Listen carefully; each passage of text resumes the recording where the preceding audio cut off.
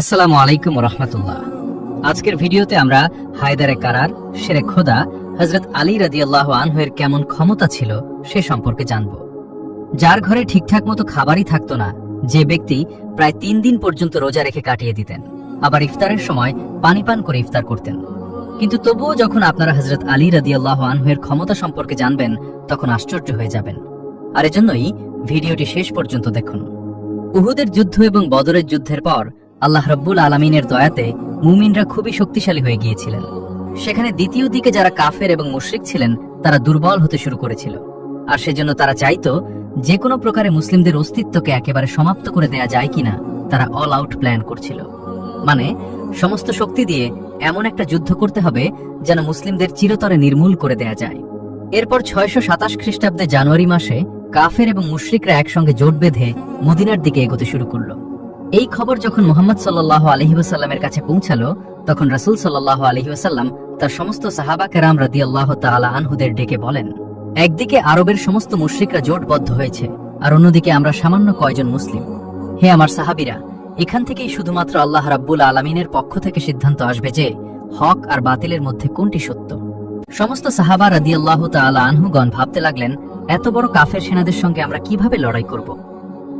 এরই মধ্যে সালমান ফার্সি রাদিয়াল্লাহু তাআলা আনহু বলতে লাগলেন, ইয়া রাসূলুল্লাহ, আমাদের মদিনা তো 3 দিক দিয়ে পাহাড় দ্বারা বেষ্টিত, আর যাওয়া আসার জন্য শুধুমাত্র একটি রাস্তাই খোলা আছে। যদি আমরা এই রাস্তায় বড় গর্ত করে দেই বা খাল করে খনন দেই, তাহলে কোনো কাফের খোলাখুলি মদিনায় হামলা করতে পারবে না। সুবহানাল্লাহ। তারপর আল্লাহ রাসূল সেটি গ্রহণ করলেন।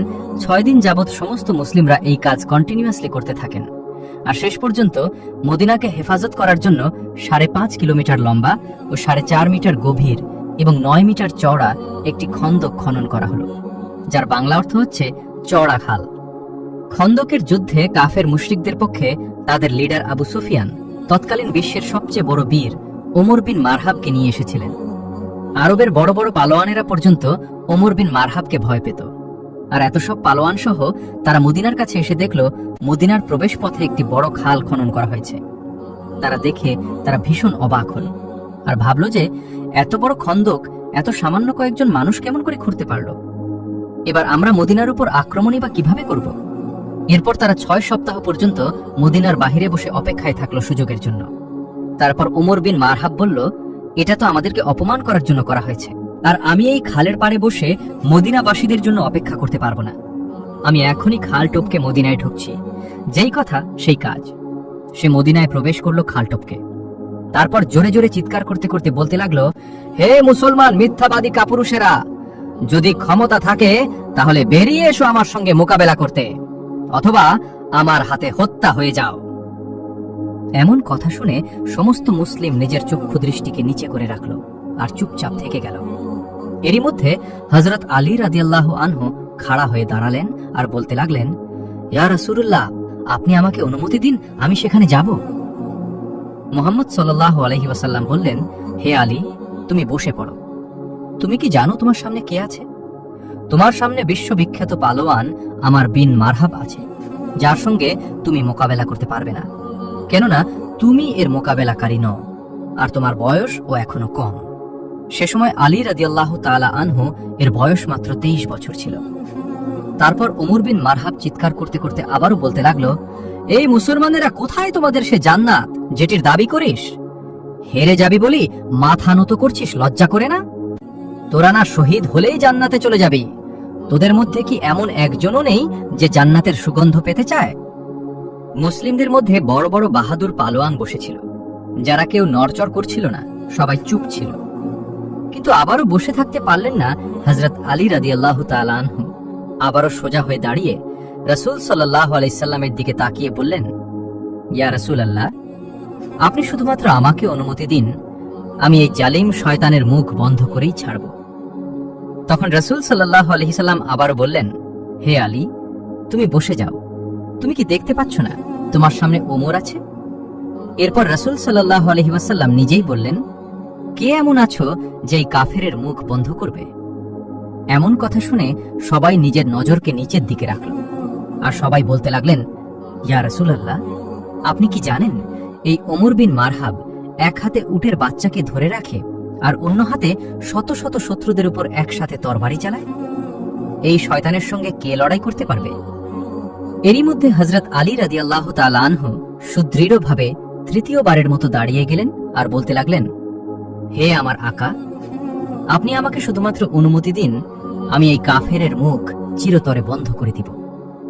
তৃতীয়বার বলার পর হযরত আলী রাদিয়াল্লাহু তাআলা আনহুকে রাসূল সাল্লাল্লাহু আলাইহি ওয়াসাল্লাম যাওয়ার অনুমতি দিয়ে দিলেন।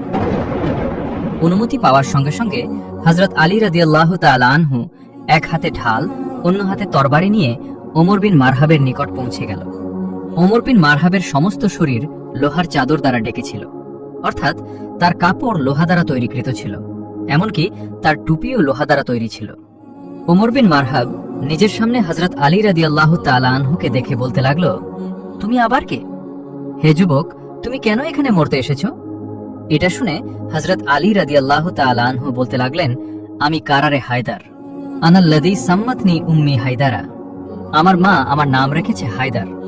আপনাদেরকে জানিয়ে রাখতে চাই, হায়দার খুবই শক্তিশালী দক্ষ একটি সিংহকে বলা হয়ে থাকে, আর কারার বলা হয়ে থাকে ফিরে ফিরে আক্রমণকারীকে।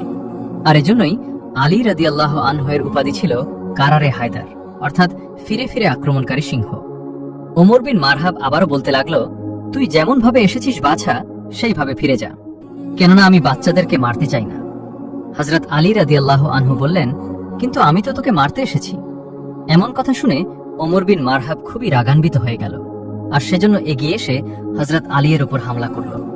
হযরত আলী রাদিয়াল্লাহু তাআলা আনহু ডালের উপরে এত জোরে আঘাত পড়ল যে তার ঢাল দুই টুকরো হয়ে গেল। কিন্তু এবারে হযরত আলী কারারে হায়দার হলেন, অর্থাৎ ফিরে ফিরে হামলা করতে লাগলেন। তিনি ঘুরে দাঁড়িয়ে ওমর বিন মারহাবের উপর এমন একটি হামলা করলেন যেখান থেকে ওমরের ঢাল একেবারে দুই টুকরো তো হলোই, তার পাশাপাশি উপর থেকে নিচ পর্যন্ত ওমরের শরীর দুই খণ্ডিত হয়ে গেল। বলা হয়ে থাকে, ইতিহাসে এত জোরে তরবারি দিয়ে কেউ কাউকে আঘাত করতে পারেনি, কেননা আলীর এক আঘাতে ওমরের ঢাল দুই টুকরো হলো।